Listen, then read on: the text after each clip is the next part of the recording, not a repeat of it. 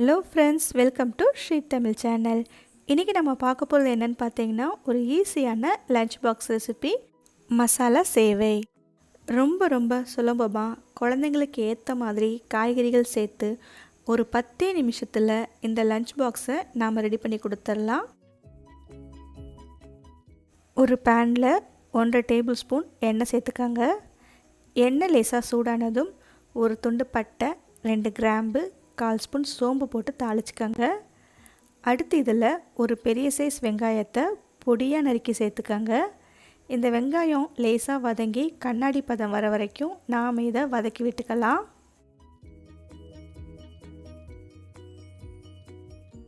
அடுத்து இதில் ஒரு ஸ்பூன் இஞ்சி பூண்டு பேஸ்ட் சேர்த்துக்கோங்க. இஞ்சி பூண்டோட பச்சை வாசனை போகிற வரைக்கும் நாம் இதை வதக்கி விட்டுக்கலாம்.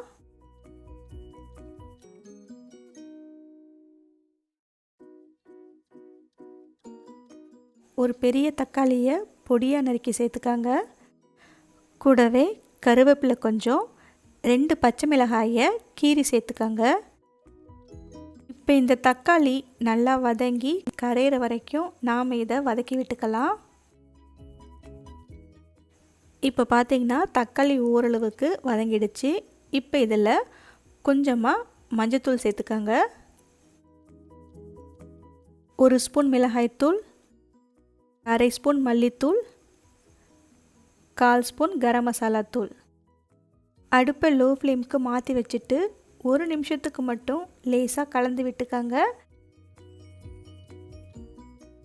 பொடியாக நறுக்கிய கேரட், பீன்ஸ், பட்டாணின்னு உங்கள் விருப்பத்துக்கு ஏற்ற மாதிரி காய்கறிகளை சேர்த்துக்கலாம். இப்போ இந்த காய்கறிகளையும் 1லேருந்து 2 நிமிஷத்துக்கு லேசாக வதக்கி விட்டுக்கோங்க. தேவையான அளவு உப்பு சேர்த்து நல்லா கலந்து விட்டுக்கோங்க. அடுத்து இதில் ஒரு 1/4 கப் மட்டும் தண்ணி சேர்த்துக்கோங்க.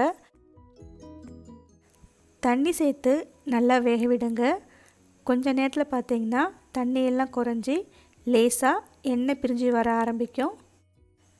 இந்த மாதிரி வந்த உடனே நாம் ரெடி பண்ணி வச்ச அரிசி சேவையை ஒரு 2 கப் சேர்த்துக்கோங்க. மசாலா எல்லா பக்கமும் படுற மாதிரி ஒரு 2 நிமிஷத்துக்கு நல்லா கலந்து விட்டுக்கோங்க. கடைசியாக நறுக்கிய கொத்தமல்லி இலை சேர்த்து ஒரு முறை கலந்து விட்டு நாம் ஸ்டவ்வை ஆஃப் பண்ணிடலாம். அவ்வளவுதான், வெஜிடபிள் மசாலா சேவை நாம் சூப்பராக ரெடி பண்ணிட்டோம்.